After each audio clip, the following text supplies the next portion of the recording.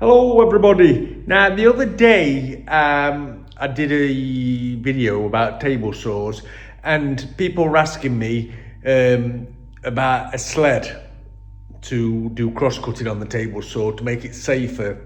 I don't advise doing any cross-cutting on a table saw unless you've got a sled. Don't do it freehand because it's a sure way. Your wood will grip the blade and you'll end up having an accident. So don't do cross-cutting unless you've got a sled. Ideally buy yourself a chop saw, but sometimes I do prefer using a sled, especially if I'm making repeat cuts. So I'm just going to show you the sled I've made for my rip saw, my little rip saw anyway. It's not my proper rip saw, but it's the lightweight rip saw. I'm just going to show you a simple sled which will just save you having an accident. So make yourself one of these and it's a lot safer to be doing cross-cutting on a rip saw. So let's have a look. Okay, so this is my sled. It's so simple and it makes it a lot safer to be doing cross-cutting on a rip saw. Now on your rip saw you will notice these grooves. Now they are for things like this sort of mitre guide, sort of slides in there and it will slide backwards and forwards.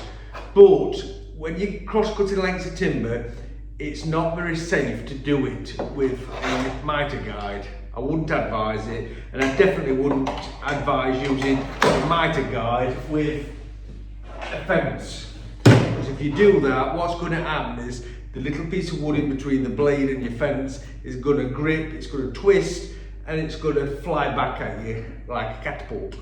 So do away with those and make yourself one of these. Now what I've done, basically it's just a three-sided box, but you start with your base plate and then you cut some of this. I've done this in hardwood so that it doesn't wear, because you don't want it to wear and then it's going to start wobbling like this when you're trying to cross cut. So I would advise to do that in some hardwood. I've done that in oak on this particular one. Just a couple of bits of timber. Just cut it so it's a nice snug fit in there. It's got to slide, so don't make it too tight that it's jerking like that when you're trying to cut, otherwise you will end up having an accident. Make sure it slides smooth. You can always put some silicone in there if you need to make it slide better. So I've cut that, I've glued that and screwed it to this baseboard, making sure that when the baseboard is on those skids, it is square to the blade. Of course, you've got to have it square, so screw those on and glue them on. Make sure when you do that your backboard here, the face of the sled, is square with your blade, so that you get nice square cuts. Then all I've done, I've put a 3-inch front and back on there, you can see like that. So it's just like basically a three-sided box. I've made this one-sided so that I can cut, if I'm doing repeat cuts, I can cut to one side, and and you don't need both sides, and it makes it big and cumbrous to keep pushing backwards and forwards.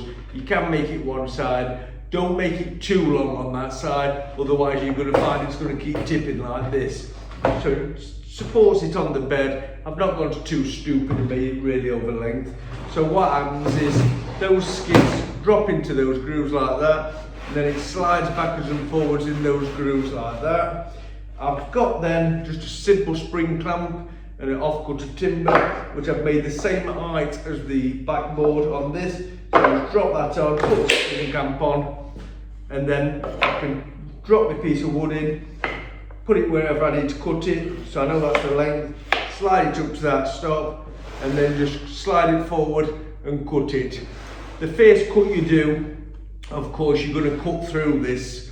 That's why you need a front and a backboard on, because if you don't have that, of course, that piece is going to drop off when you cut through it. So don't put your blade too high, just keep your blade as low as possible when you cut it on here, and then just simply cut through your jig face, and then you're good to go. And you can start doing repeat cuts simply, accurately and safely.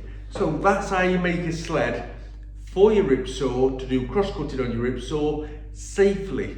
And if you have liked this video and you want to see more, hit that subscribe button, like and share.